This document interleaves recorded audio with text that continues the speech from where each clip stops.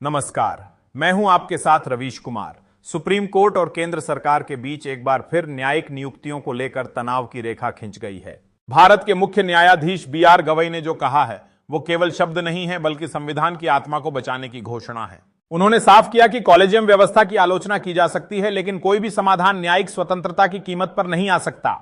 यह वही मुख्य न्यायालय है जिसने 2015 में सरकार द्वारा बनाए गए न्यायिक आयोग को यह कहते हुए रद्द कर दिया था कि सरकार अगर जजों की नियुक्तियों में दखल देती है तो फिर न्यायपालिका की स्वतंत्रता खत्म हो जाएगी। उस समय भी सरकार की मंशा यही थी कि नियुक्तियों में उसकी भूमिका सुनिश्चित हो।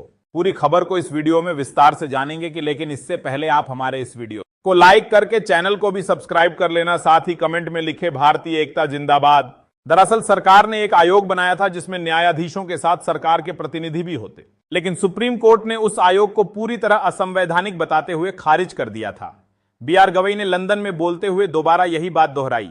उन्होंने कहा कि न्यायपालिका को बाहरी दबावों से मुक्त रहना चाहिए। कॉलेजियम प्रणाली पर चर्चा हो सकती है, लेकिन कोई भी नई व्यवस्था तब तक स्वीकार नहीं की जा सकती जब तक वह स्वतंत्रता की गारंटी न दे। उन्होंने कहा कि 1993 और 1998 के फैसलों के जरिए सुप्रीम कोर्ट ने यह स्पष्ट किया कि भारत के मुख्य न्यायाधीश और 4 वरिष्ठतम जज मिलकर ही नियुक्तियों की सिफारिश करेंगे और यह सिफारिश अंतिम मानी जाएगी। यह व्यवस्था इसलिए बनी ताकि सरकार की दखलंदाजी को रोका जा सके। मुख्य न्यायाधीश जस्टिस बी.आर. गवई ने न्यायपालिका की स्वतंत्रता को लेकर एक अहम बयान दिया है। यह बयान ऐसे समय आया है जब न्यायपालिका और कार्यपालिका के बीच दूरियों को मिटाने की बजाय उन्हें और स्पष्ट करने की जरूरत है। गवई ने साफ शब्दों में कहा कि अगर न्यायपालिका में भ्रष्टाचार की कोई भी घटना सामने आती है तो वह पूरे सिस्टम की साख पर सवाल खड़ा कर देती है। ऐसी स्थिति में जवाबदेही और पारदर्शिता तो जरूरी है, लेकिन उस बहाने सरकार को हस्तक्षेप का अधिकार नहीं मिलना चाहिए। उन्होंने किसी एक मामले का जिक्र नहीं किया, लेकिन उनका इशारा कई हालिया घटनाओं की ओर साफ था। गवई ने कहा कि न्यायाधीशों को सेवानिवृत्ति के बाद किसी भी सरकारी भूमिका को स्वीकार नहीं करना चाहिए। उन्होंने बताया कि उन्होंने और उनके कुछ सहयोगियों ने सार्वजनिक रूप से यह संकल्प लिया है कि वे किसी सरकारी पद को नहीं अपनाएंगे। यह संकल्प एक संकेत है, संकेत इस बात का कि न्यायपालिका सिर्फ संविधान और कानून के प्रति जवाबदेह है, न कि किसी विचारधारा या सत्ता की इच्छाओं के प्रति।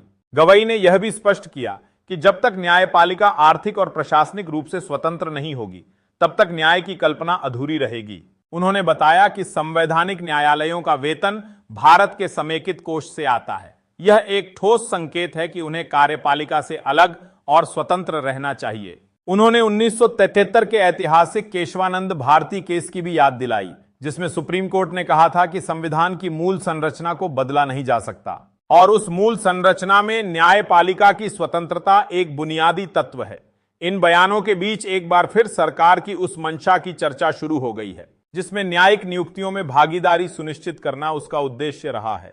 सवाल यही है कि क्या सरकार की यह भागीदारी न्याय की प्रक्रिया को प्रभावित करेगी। हमने पहले भी देखा है कि कुछ सेवानिवृत्त न्यायाधीशों को सरकार से जुड़े पद मिलते हैं और इन नियुक्तियों को लेकर सवाल उठते हैं कि क्या उनके निर्णयों पर इसका कोई प्रभाव पड़ा होगा। इन सवालों का कोई लिखित जवाब नहीं है, लेकिन लोकतंत्र में जवाबदेही सिर्फ शब्दों में नहीं, आचरण में भी दिखनी चाहिए।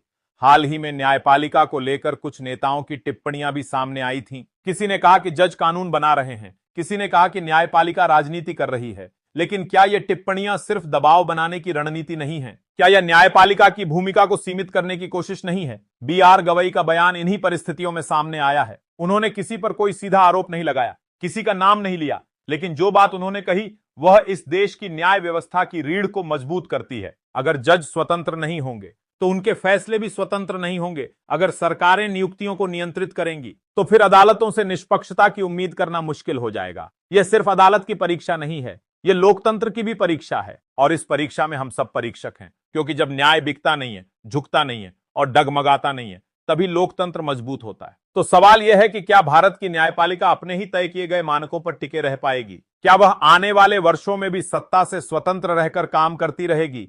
क्या वह हर दबाव के सामने खड़ी हो सकेगी? जवाब आपको तय करना है, क्योंकि यह सिर्फ एक बहस नहीं है, यह न्याय और सत्ता के बीच संतुलन की लड़ाई है। धन्यवाद।